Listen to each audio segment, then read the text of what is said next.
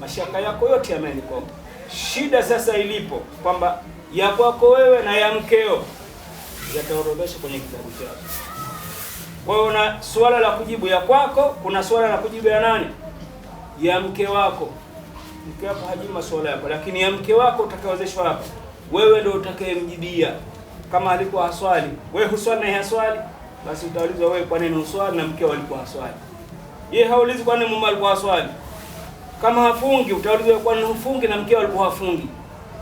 Kama anatoka nje ya nyumba yake, anavaa kivazi ambacho hakuamrisha Allah, shekhe, ile swala ndio unakujibu wewe.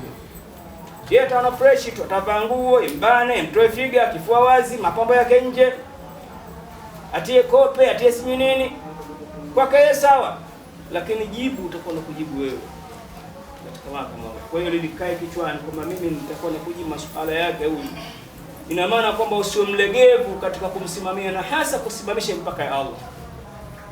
Unaelewa vizuri? Uhakikishe anafunga, anaswali, anajistiri.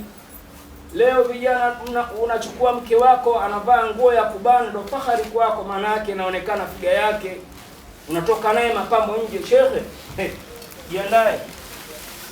Jiandae kwenda kujibu masuala magumu ambayo yako wewe hujayajibu na yake huyu umjibie.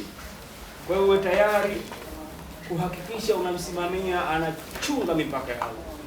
Hili ni dhima yako. Sawa eh? Swala la pili nimekuambia kwamba unabeba jukumu la kumlisha mwanamke huyu ni wewe. Jukumu la kumlisha ni wewe.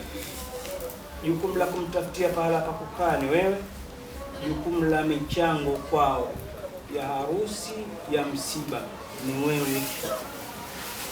Kama ana kazi yake, mshahara chake hakikuhusu. Usiondoke nyumbani kwa mshahara wako si unao bwana. Bwana wewe unaondoka kitoa hapana. Kwani si umepokea mshahara jana bwana? Apokee leo mshahara, haukuhusu. Kwa sababu jukumu, vijana mmesikia?